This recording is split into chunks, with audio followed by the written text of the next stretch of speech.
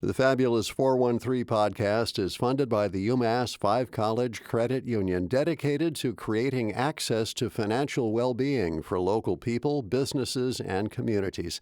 Insured by NCUA, umass5.coop.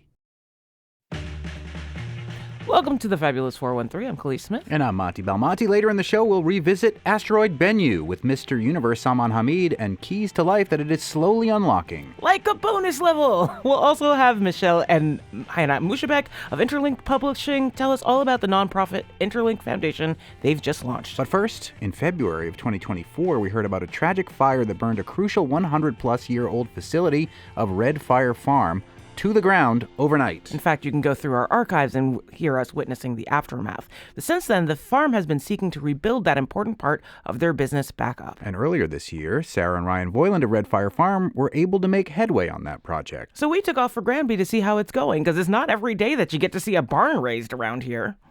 I feel like with the farming lately, the punches just keep coming. Climate change and the crazy weather we've had, tons of rain, last year drought.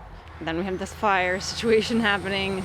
Like we've had to be creative to try to survive. And I never want to ask people for help, but I'm trying to get better at it because I think farming local food is so important, and growing organically, ecologically, taking care of the environment, and then bringing people out to see how your food grows and like understand how much a part of our ecosystem we are. All that is so important, and I am willing to put myself out there and be like, guys, let's try to do this together.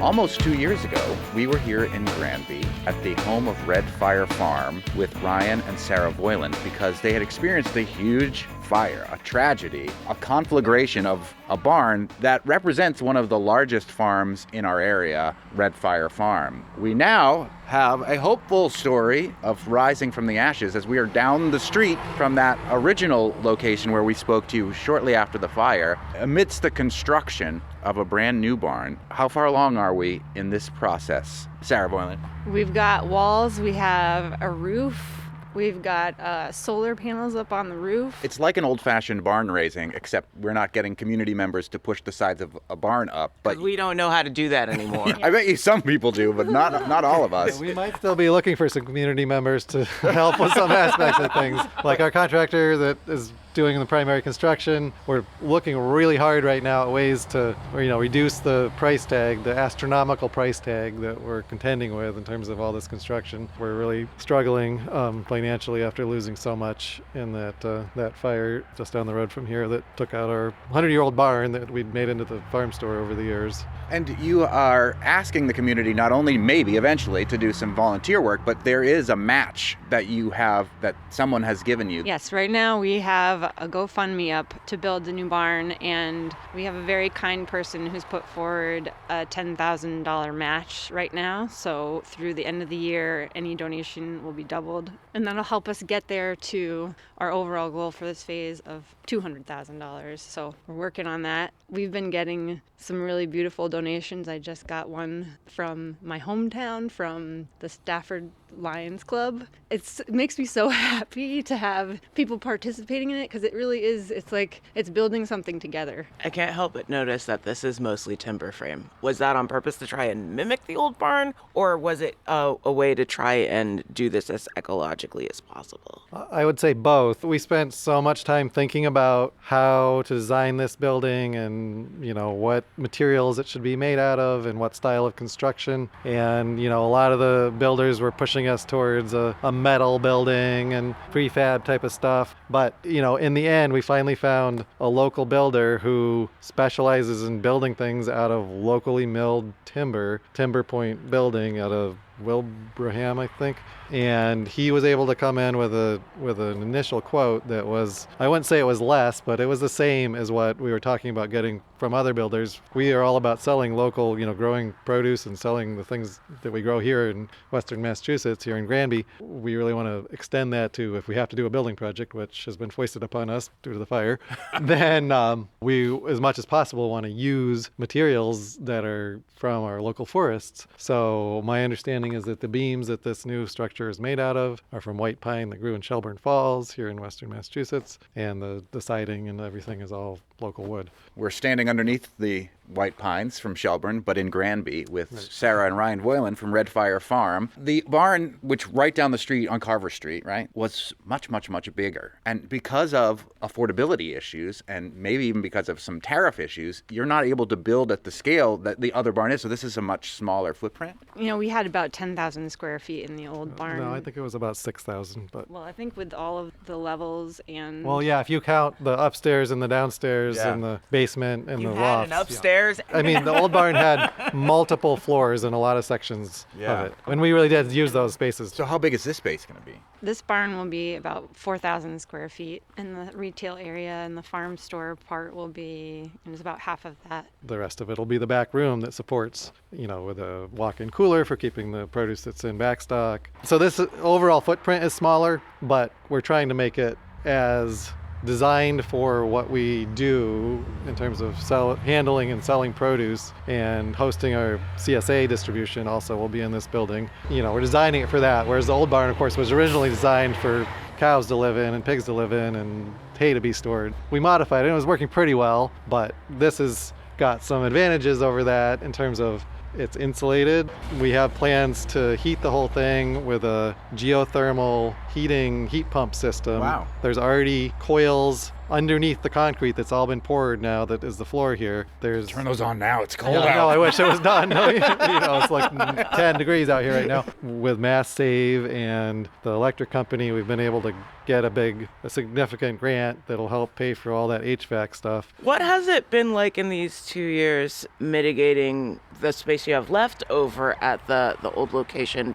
That's what we've been doing, is making do with temporary little sheds that we pulled in and a tent, and using the packing barn over there down the road at 7 Carver Street has been essentially supporting the retail effort. I think we've done the best we could under the circumstances. Well, in the winter we can't even be open, when it's this cold out. We just have to close for the last 2 winters since the fire happened. So the long run plan is to be in this building with the heat and everything that we've been talking about. We'll be able to be open on a year-round basis again. We're with Ryan and Sarah Voiland from Red Fire Farm, who about almost 2 years ago experienced a massive fire at their barn right down the street, but we are underneath the new barn under construction, right adjacent to this APR, Agricultural Preservation Restriction land, that you had already been farming on. Are you getting any state or federal support in the rebuilding of your barn? Yeah, very thankfully we do have a FSIG grant through the state of Massachusetts. Farm Security Infrastructure Grant. I'm Yes, getting to learn good what job.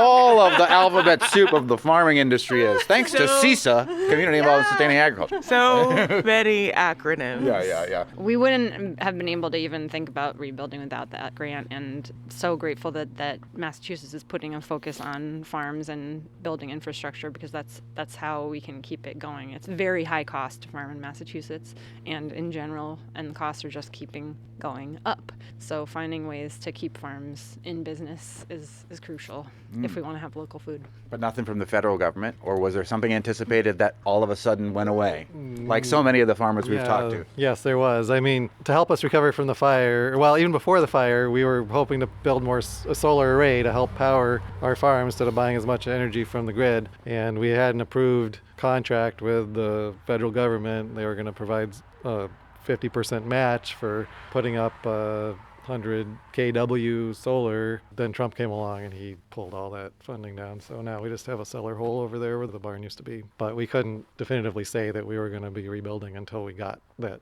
FSIG grant, because that's paid for a big chunk. That plus the insurance money is what pretty much is paid for what you see so far. But unfortunately, what's here so far isn't quite done yet. So now that's why we have to do fundraising and keep trying to think of other creative ways to figure out how we're going to get the rest of the funds to finish the construction here and get it to the point of being ready to open and usable, which we are still hoping we can achieve by springtime. We learned through the prep for the March for the Food Bank how much food Red Fire Farm is making available to places like the brand-ish new food pantry at the Brick House in Turners Falls, part of Montague, where Ryan Voiland grew up and was the wonderkind farmer of the town of Montague Center for a long time. We talk to a lot of small-scale farms week in and week out on this show. Red Fire is one of the larger farms in our area. Can you give us some perspective on how much land you're farming, how much produce you're producing, how many people you're employing? Because you're a bigger piece of this business puzzle of farming in Western Mass. We grow, we have about 200 acres in our rotation, and each year grow about 100 acres of crops. We estimate through our CSA, through local farmers markets and wholesale and the food relief work that we do, that we are reaching about 7,000 people each week with fresh organic food.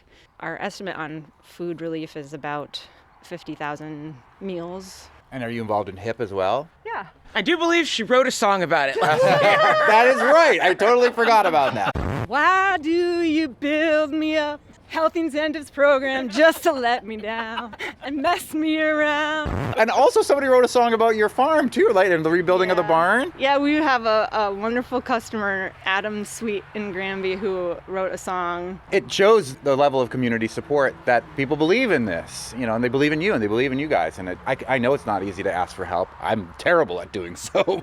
But if this is something you believe in, this is the kind of thing that we as a community really need to do. Yeah, we want to keep farming, so we're going to keep fighting for it. It's really important work. I think there's nothing more important than food.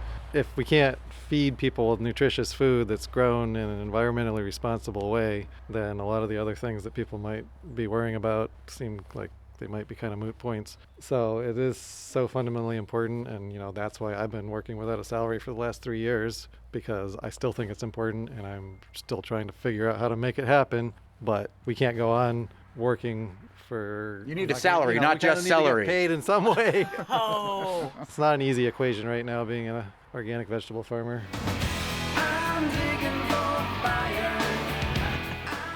Later in the show, we'll hear about the new nonprofit launched by Interlink Books that'll help folks discover more cultures and often silenced voices with Hannah and Michelle Mushabek. And hear about the findings on the asteroid Bennu with Mr. Universe that might get folks interested in life in space very excited. But first, more with Ryan and Sarah Voiland about the barn they're building in Granby to replace the one that burned in the winter of 2024. You're listening to the Fabulous 413 on 88.5 NEPM. The name of our farm, Red Fire Farm, when this happened, I just was like, oh God, this is too wacky that that's what our business name is called. And everybody's going to always remember that fire no matter what, because it's part of our name. Well, the original name, that name, Red Fire Farm, it was named after the history of the barn that we were there. 100 years ago in 1922, a lightning strike happened and burned a similar barn that was very similar to the barn that was our farm store. And then they rebuilt it, basically same exact design as the original barn that was there since the 1800s. And so the idea of Red Fire Farm was like an ode to some history of this particular land and this barn. And when I was trying to think of names, when I bought that property down there in 2001, I was like trying to think of all the different ideas. And I was like, oh, that's kind of catchy. It's an ode to the history of this property. And also it's like my favorite red leaf lettuce variety, New Red Fire. Those things combined, that's where the name came from. But to then 30 years later have this happen, it's just like, oh my gosh, maybe it's bad karma or something. What if you rename the farm, Nothing Bad Ever Happens to This Farm and We Make Lots of Money Farm? That, it has a lot of hope in it. That name needs an acronym. The farming community is really good at acronyms. They got tons. Maybe it would be nice to do like a walkthrough. We can do a walkthrough to what? Yeah, you come in under these awnings and up, like there's a metal roof with solar panels up above us, and we'll be able to have our outdoor displays under here, and that spot that's all covered in leaves is where we'll have a display greenhouse to keep selling our crazy collection of tomato plants. Yeah, award-winning tomatoes. We have Phil Bishop from the NEPM News Department. Was so excited when you guys won all those awards. He's like, you ever heard of the Voilands and Red Fire Farm? I was like, oh yeah, we know those kids. Now we're inside the barn, and this part is going to be where the store will be with all our produce, seasonal produce year-round, and maybe in the future, a potentially little kitchen, and maybe in the future, if we can get the septic done, some bathrooms. And now we're walking back into this area that we are kind of calling the atrium. This section here is like 20 feet wide by the 40-foot wide of the barn. This is kind of like a little, I mean, it's not a total greenhouse because it's got barn on either side of it, but we imagine that we'll be able to keep some different plants and house plants and nice greenery in here. Maybe someday we'll have a seat or two where you can sit down and eat your sandwich or pizza or whatever that you got from our kitchen once we eventually get that built, or you get your like slushy or smoothie from our berries. So when you come to do your pick your own, you know, you'll be able to have a snack. And I love the dreaming that's going into this barn. You're building a dream barn. There's a lot of thought. I was like, we got to have some plan to justify what we're up to here. It's gonna be nice. We hope. Under the concrete that we're on right now are the geothermal coils that will help us heat the building and cool the coolers. And then up above us, there are solar panels that will help us power everything. And that's been cost covered partly by Mass Save. And it's going to allow us to make this building a really green facility for selling our produce, which we couldn't have done in the old barn. Yeah. Again, getting to make something positive out of something negative. This back here might not be so exciting to the customers, but it's very exciting to the farm staff. I'm in charge of logistics partly, and having a dock where you can back up and like pallet jack pallets of produce is very wonderful. It's like the right height for a truck to make it easy in and out. So the other nice thing that's back here is that in addition to the 25 acres of farmland, there's some nice forest land. There's a stream that runs through here. So our long-term dream is to be able to get a trail that goes through the forest that's back this way too, and probably to get into some maple sugaring at some point. There's some maple trees along the edge, and one of the hillsides in there is all maple trees. Wow. So it is a dream barn. I love it. I love it. Meanwhile, we right now have a huge quantity of amazing storage produce like sweet carrots, potatoes, different kinds of turnips if you are a turnip person, onions, shallots, garlic, all kinds of, and greens from the greenhouses, and still a little bit from the field actually right now. So we are happy to welcome people out to still eat from our farm, even though our farm store is not yet able to be open in the winter. So where do we get it? At the farmers markets, or where else can you get the Red Fire stuff? Yes, we go to the Northampton Winter Market, the Springfield Winter Market, and out to Somerville in the Boston area and Wayland. And then our CSA farm shares are through the winter into the spring, so anybody can sign up. And we do have CSA happening in our packing barn in Granby here all winter long. We're able to, it's not going to be as nice as it will someday be in this building, but it's pretty okay. So anybody that has these same values as us of trying to grow food, feed the local community, this is a great time to help us keep it going. You can find out more about the building of the new barn and the winter CSA and more that Red Fire Farm is doing through their website. Thanks again to Sarah and Ryan Voiland for showing us around the beautiful new building. It's going to be great when it finally opens. We'll hear how you can not just help the immediate community, but touch more of those in our global community with a new nonprofit from the only Palestinian-owned publishing house in the country, Interlink Publishing. But first, signs of life, or at least the building blocks thereof, on an asteroid that's no stranger to us as Mr. Universe Salman Hamid talks with us about Bennu. You're listening to the Fabulous 413 on 88.5 NEPM. The Fabulous 413 podcast is funded by Hashi Pottery in 50 Arrow Gallery at Eastworks. Japanese-inspired ceramics and textiles, where every piece is handmade in the Pioneer Valley for home, ritual, or someone dear. HashiPottery.com. The Fabulous 413 podcast is funded by Eastside Grill, celebrating 40 years in downtown Northampton, serving steaks, seafood, and American cuisine to the Pioneer Valley and beyond. Open Wednesday through Monday, eastsidegrill.com. All right, let's do it. To boldly go where no man has gone before. Time for more Kitchen Table Astronomy with Hampshire College astronomer and the head of Kainat Studios, Dr. Salman Hamid, Mr. Universe, who you can see doing live astronomical talking a week from tomorrow at New City Brewery in East Hampton, Astronomy on Tap. That's right. So this is a monthly thing that happens. There will be 2 talks. Peter Hartman will be talking about the eternal questions. Where is that thing? So how do you tell where things are in the sky? Oh, yeah. And I will be talking about who owns the moon. Is it Elon Musk? Is it Jeff Bezos? Is it China? Or is it the good US of A?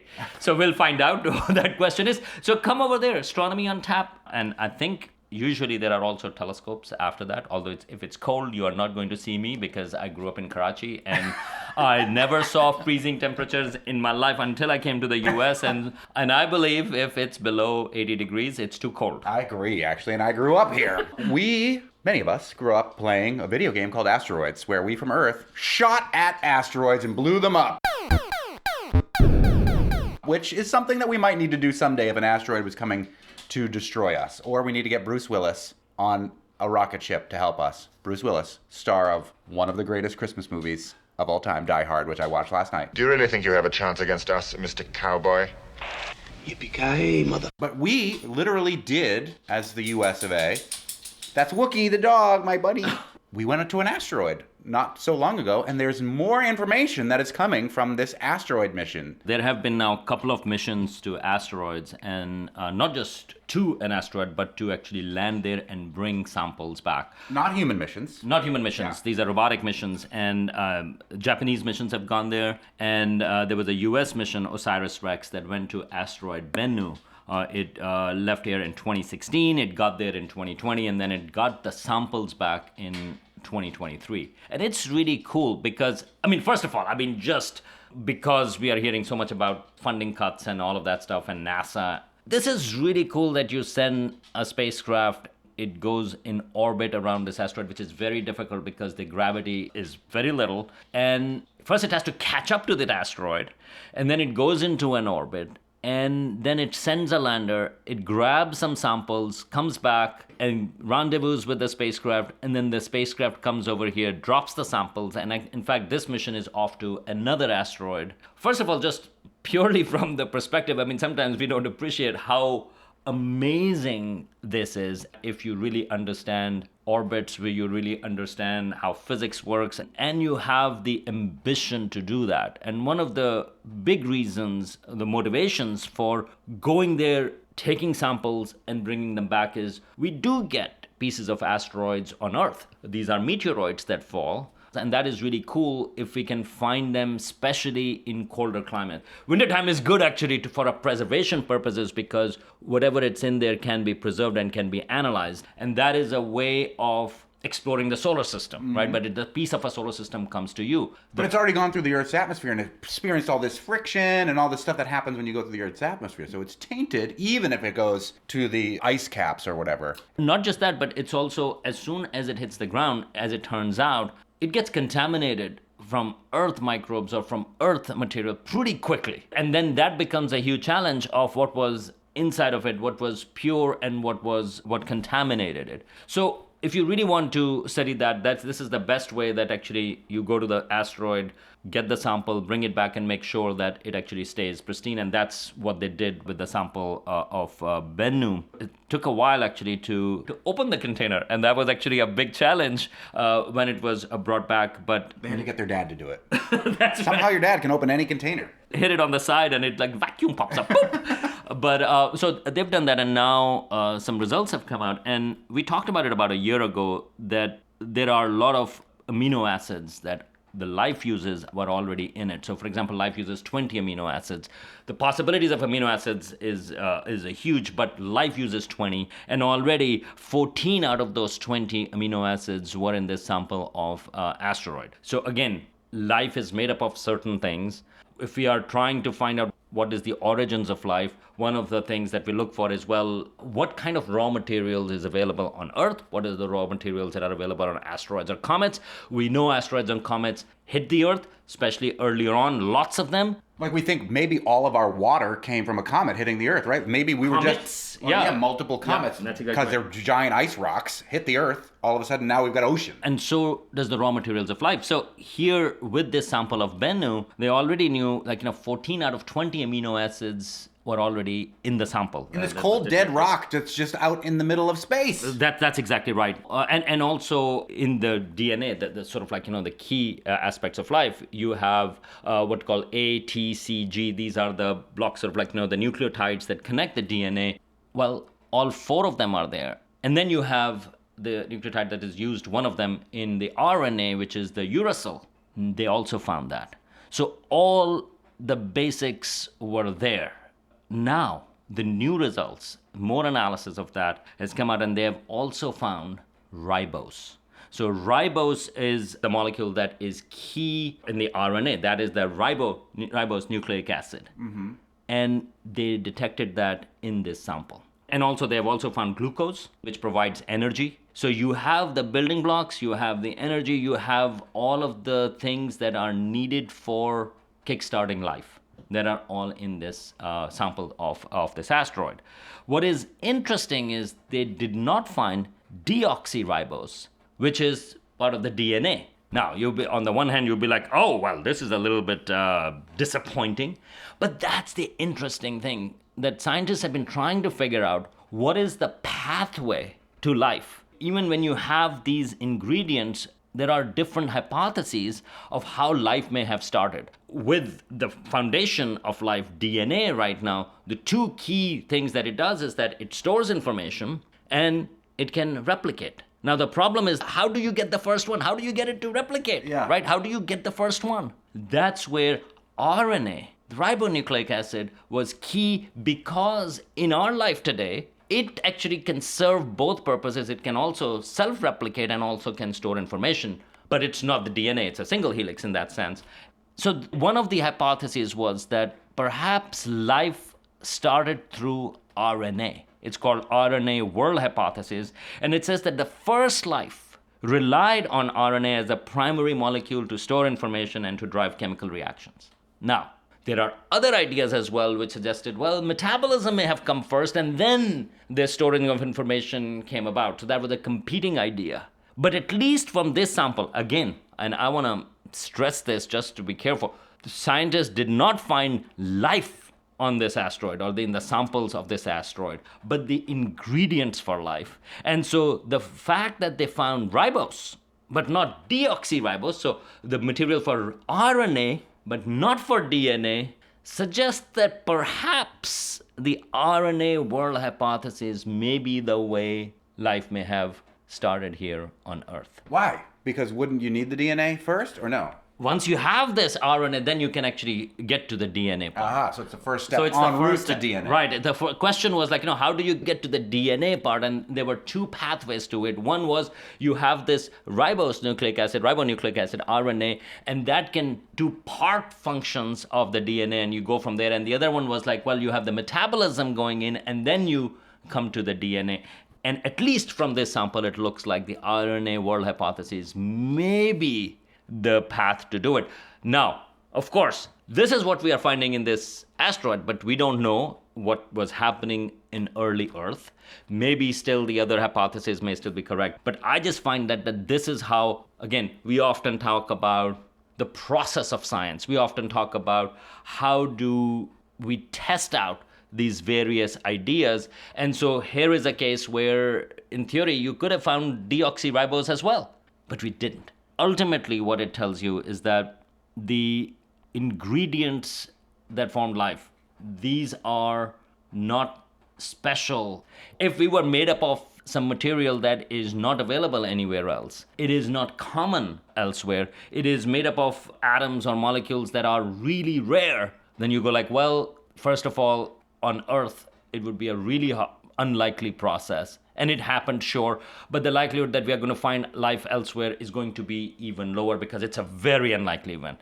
This is not what we are finding. What we are finding is that the ingredients for life, not just the main material, carbon, oxygen, nitrogen, for example, which makes up life, and hydrogen, of course, those are some of the most common elements in the universe. And then you talk about the complex chains that life relies on, for example, amino acids, organic material, and then sugars and phosphates. Those are common in asteroids and comets. But even if you go much more specific, the amino acids that make up life, the nucleotides that make up the foundations of life, and also the molecule that kickstarted potentially everything, RNA, that all is available looks like in abundance in asteroids and comets. And these asteroids, for example, the progenitor of Bennu was there the first thing that formed, or like when the solar system formed.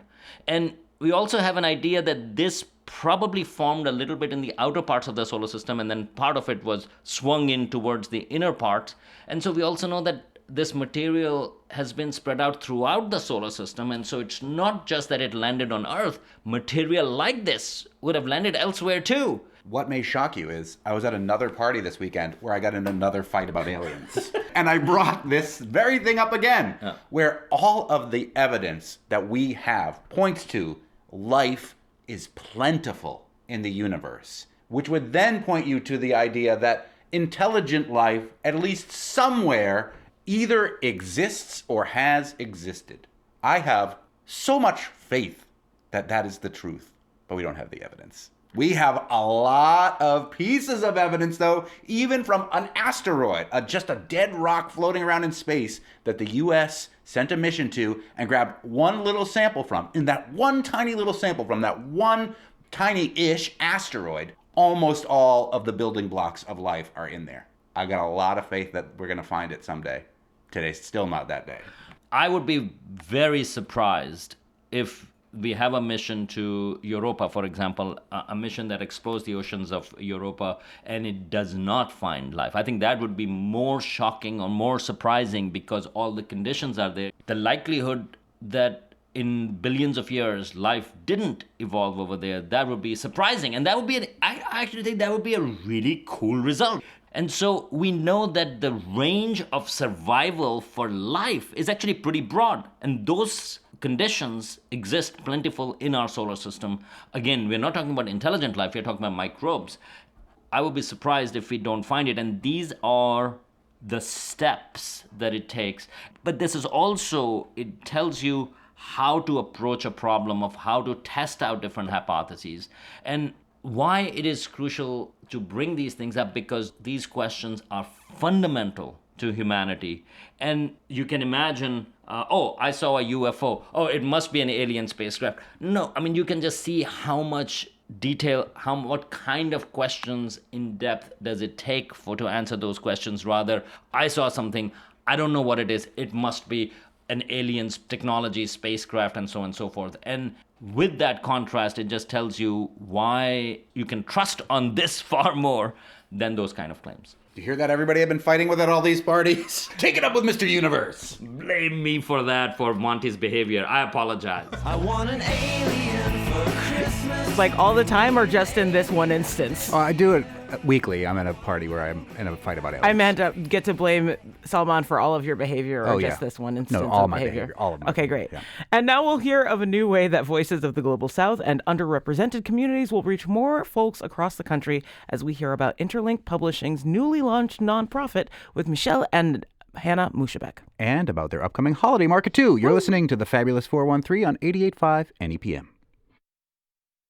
The Fabulous 413 podcast is funded by Comfort Bagel, scratch-made artisan sourdough bagels, spreads, and sandwiches for breakfast or lunch on Main Street in Westfield and at their new location in Holyoke at 92 Race Street.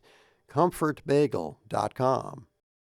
The Fabulous 413 podcast is funded by Northeast Solar in Hatfield, offering personalized solar energy solutions and ongoing customer care, proudly serving communities throughout the Pioneer Valley. Northeast-solar.com. The Mushabek family, owners of the Northampton-based Interlink Publishing, the leading publisher of Middle Eastern books and the only Palestinian family-owned publishing house in the U.S., has just announced the launch of a 501c3 nonprofit dedicated to sharing voices from the Global South and historically under-resourced communities. The foundation, in partnership with Interlink Publishing, aims to inform and expand public discourse on issues of global significance and preserve and archive cultural heritage in the face of erasure and censorship. The foundation's initiatives include amplifying banned, suppressed, and censored voices, championing translations to make foreign works accessible to U.S. readers, archiving important cultural works to preserve heritage, providing mentorship and editorial guidance to emerging writers, supporting authors, tours, and speaking events that spark critical conversations, and fostering community through annual writers' retreats and literary events. With us to talk about the new nonprofit are Michelle and Hannah Mushabek. Thank you so much for joining us. Thanks for having us. Great to be with you. This is an exciting development for Interlink, which we just had Hannah on a couple weeks ago talking about a book fair that you were doing there. There's another one happening at Interlink this weekend that we'll maybe talk about too. But Michelle, you are the founder of Interlink. Tell us about this transition for the publishing company into the world of nonprofit. Well, it's been a long time in the making. We've been thinking about it for quite some time now. As you know, I founded Interlink nearly 40 years ago, when I was straight out of college without knowing anything about books or publishing or distribution. But I was a student and coming from war-torn Beirut at the time. Coming to America was an eye-opening experience for me. I immediately embraced American values of democracy and freedom of expression and freedom of thought and so on and so forth. But I was really horrified to learn how little people knew about where I came from. Mm-hmm. Which is where originally? I come from Palestine. Yeah. I'm from the old city of Jerusalem. Mm-hmm. And I decided this is what really changed the course of my life, from wanting to become an academic, and I went to NYU to study, to starting a publishing house straight out of college. Mm-hmm. So the foundation is an initiative that will build on the important work of Interlink Publishing, and it will allow us and give us more resources to, as you said, to mentor, to share, to amplify, and to promote authors from marginalized communities. And this really whole idea came about from the desperate need to uplift those voices, underrepresented voices, suppressed voices, younger generation who need mentoring, and so on and so forth. So yeah, there are a lot of initiatives underway. Hannah Musharbek, who is the daughter of Michelle Musharbek, the founder of Interlink Publishing. You, in many cases, are the sort of the face of the publishing company, as well as an author yourself. Tell us what your role is with this new foundation in the nonprofit and how it will manifest itself in giving access to these often underheard voices. Yes, well, we found, when we were doing work in Interlink Publishing, that the parts that we loved the most didn't make us any money. And we found that when we were bringing authors from all over the world to speak to American readers, when we were hosting fundraisers to raise money for children's school in Gaza, all of these things were not contributing to our bottom line, which is always a struggle when you run an independent publishing house. The margins are incredibly thin. It's incredibly challenging. And we realized that we didn't want to give up any of the things that we were doing. So the next step naturally was to launch a nonprofit so that we could continue doing this important work, but it wouldn't affect the business that we're also running. So we're all equal partners in this, as we are in Interlink Publishing, but we also have an incredible, robust board of members from other nonprofits, from environmental groups, from other nonprofits who are giving us advice, because we're also very new to this world. You weren't a foundation before. Has it been weird adjusting what the business was to now having a board to contend with? We are maintaining the for-profit publishing house. One of the reasons we wanted to do this is for exactly the reason that you stated. We didn't want to depend too heavily on grants and donors, because we recognize that there comes power with that, and we didn't want anyone to tell us what we should or shouldn't publish. So Interlink Publishing is going to remain a for-profit business, but the foundation is there in order to boost our efforts. We're also going to be promoting books that are not published by Interlink as well. Voices that are being censored and suppressed in this country. We had an event scheduled for last Saturday where 2 of our authors were supposed to speak at LA Public Library, and due to, complaints from the community, they canceled the event at the last minute. And we have the funding to be able to say, okay, we're going to host that event ourselves, because we know the community wants to hear from these Palestinian authors. So we now have the means to do that, whereas previously we might not have. So it's instances like that that are so important to supplement the work that we're already doing. I think the way in which we are different is that a lot of the authors that we are platforming have been rejected by so many of these massive institutions. particularly Palestinian American writers.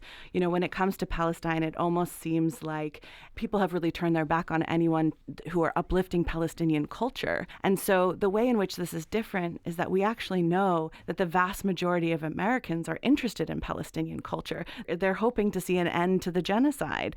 And so because the people are with us in the masses, we've already seen donations flooding in. I don't imagine this is an organization that is going to be funded by sort of the Doris Duke Foundation or anything like that. I mean, it might. You never know. Fingers crossed, we'll take it. But we also know that there are so many people over the years who have reached out to us and said, I own all your books. Is there any other way I can support the work you're doing? You know, like I have every one of your cookbooks on my shelf. And so now we have an answer for them. And already we've seen so many people, particularly in this community, support us because they know we've been doing this work for years anyway. Has it already allowed you to expand sort of the pool of folks that you're going to be translating and bringing over? I mean, we're still at the very early stages of the foundation. We have a lot of plans already underway. We've got a number of projects when it comes to translations from Middle Eastern, African, Latin American authors that we would like to introduce to American readers. And that's really the idea behind it, is bringing the world closer to American readers in the hopes that you bring readers of the world closer to each other through literature. You know, for 40 years, we have managed to survive by having a business model that allowed us to publish money-making books to support our non-money-making ventures. Seems like a good model. Which worked for many years. Yeah. And as you know, we are one of America's most awarded cookbook publishers. You know, and that's how we funded a lot of the other projects, whether it's fiction or nonfiction or translations or whatever. But over the years, it has become more and more difficult. And then when the genocide started 2 years ago, Gaza shocked us. The election of Trump shocked us. And Gaza, I feel, asks us all a vital question of what kind of a future do we want to have for ourselves, for our children, and for our grandchildren. It's asking us, do we really accept what is happening, the horrors, the wars, the occupations, the silencing of dissent, the erosion of our academic freedoms, and so on and so forth? Or do we really unite for change? Do we let Trump and Netanyahu take us down this dark abyss of hatred and endless wars, or do we really fight for change? We're speaking with Michelle and Hannah Mushibek from Interlink Publishers, who have been around for almost 40 years, but who have launched a new foundation, a nonprofit, to better support the multifaceted work that they're doing and giving voice to underserved voices in the literary world. Michelle, this is a lifelong endeavor for you, or since at least college, and Hannah, you kind of grew up in this, but you're Northampton-based as one of the biggest, publishing companies, the only Palestinian family-owned publishing company here in the U.S. Tell us about the community of Western Massachusetts and what that has meant to what you've done previously. And as you've already mentioned, Hannah, going forward, there's been a lot of community support from here already, right? So why was it Northampton-based at the beginning? It wasn't at the very beginning, right? No, it wasn't. I started this publishing house 40 years ago in Brooklyn when I was straight out of college, and then we had three daughters, and we started looking for a good public school systems, a place we want them to grow up in, and Western Massachusetts really appealed to us enormously. And we moved in 1992, and we purchased a warehouse in downtown here, close to downtown Northampton, and we moved the publishing house over here. And there's tremendous talent in the area from the 5 colleges, whether it's editorial talent or marketing talent and so on and so forth. So we utilize and we work closely with all the colleges and universities. The community has been enormously supportive of what we do. It does feel as though we are in a bubble, looking at what's going on elsewhere in the country. We're in a bubble because we inflated the bubble. I like to remind people that. We created the bubble. Right. Yeah. If more people were doing more good things, there'd be more bubbles. Right. Yeah. It seems pretty obvious to me, but can you talk about why cookbooks are such a big part of Interlink and how important they are to your model? Hannah Mushibek? Everyone knows that the sort of gateway to an American's heart is through food. I think when you're introducing people to new cultures, food is often one of the first ways that people are introduced. And we knew that there were parts of our culture that was deeply accepted, if it was hummus or falafel. I think that was a starting point, but we have since expanded. The majority of the cookbooks that we do are not just on Arabic food. They uplift cultures from around the world. We've always been uplifting immigrant culture through various forms, but this is an area that people are most attracted to. It certainly wasn't something that we were pushing, but we saw the success there, and we, used it to make sure that we could get, poetry and literature as well, to sort of feed them a spoon of sugar with some of the other books that we were sharing. So now you can go to Interlink's website and you can pick up a cookbook with treats from Syria, and then you can read a novel, set in Syria, and you can learn about Syrian art and poetry. So we really wanted there to be like a full scope in learning about different cultures.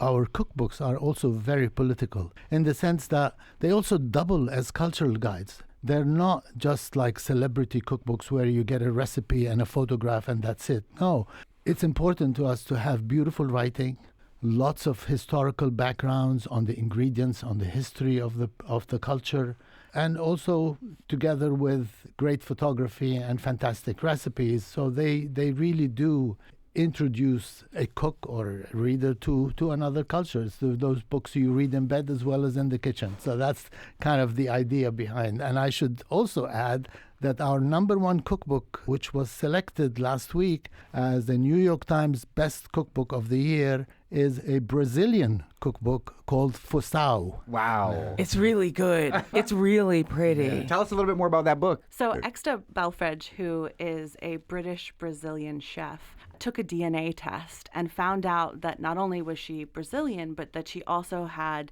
Arabic and African lineage. And it brought her to Brazil, where she spent months there learning about all of the different diasporic cultures within Brazilian cultures, and learned how to make foods, which she brought back, collected, worked with so many Brazilian chefs and photographers and community members to pull it all together in this incredible cookbook. And as many people here and across the globe this month will celebrate the birth of a baby in the town of Bethlehem, which happens to be in the Palestinian territory currently. You have a holiday market coming up this weekend. Hannah, you want to tell us about that?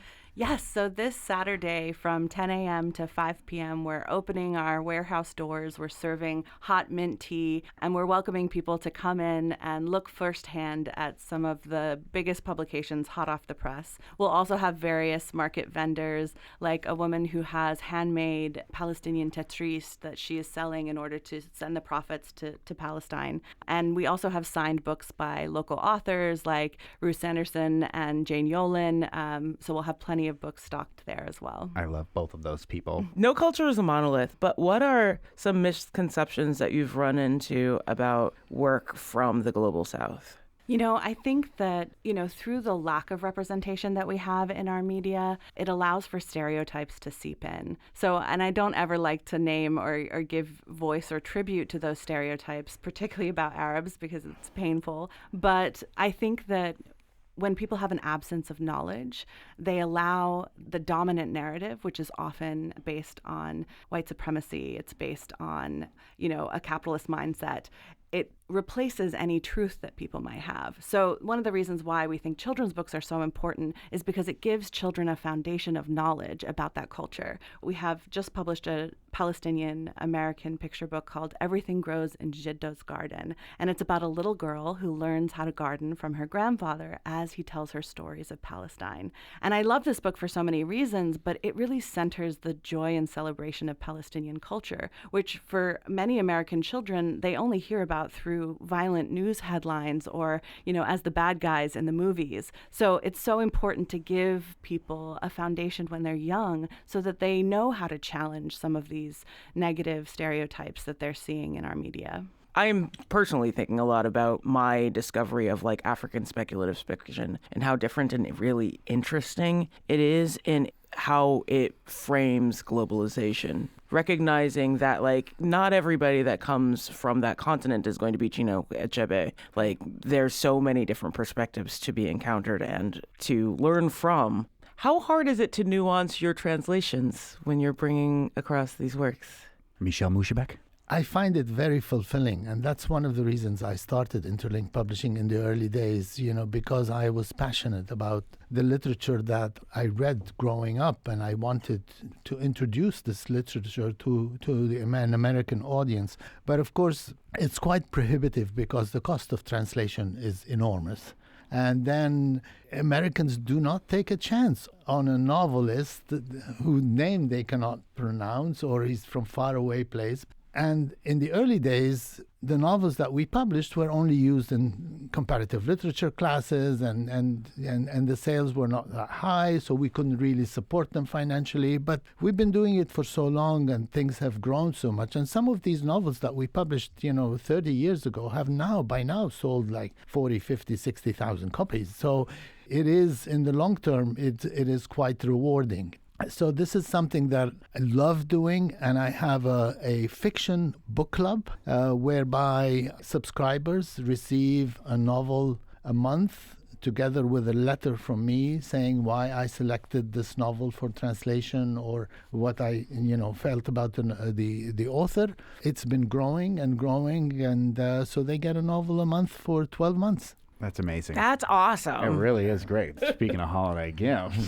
Just saying. Yeah. You got a reader in your life, expand their palette. Hannah and Michel Mouchabek from Interlink Publishing based in Northampton with this new foundation. If people are interested in supporting the work that they've been hearing about today on the show, where's the best place for them to go to find out more about how they can support the foundation? They should visit interlinkfoundation.org. And the holiday market is in Northampton on Crosby Street this Saturday from 10 to 5, where you can, touch grass, as they say, in real life. Go look at the books and meet the people behind them that are bringing them to you here locally and to the world. Thanks so much for doing this and for coming in today. Thanks for having us. Always great to be with you. I know you're going to the other 413, Michel, in Puerto Rico for the wintertime, right? The highway right on Rincon that goes right through there. No, nobody's gonna look you up. But you were here last time playing an old with a musician from Old San Juan, and maybe when we're on our holiday break, I'm gonna come down and see you in the other 413. Yes, you're welcome anytime. I'll be leaving on Saturday. On the next Fabulous 413, Claude McKnight of Take Six, who are coming to the Hope Center in Springfield. Northampton's Professor Usman Power Green, who's part of a landmark Supreme Court decision. And the Amherst Farmers Market manager, David Mahowski, talks to us. We'll talk to you next time.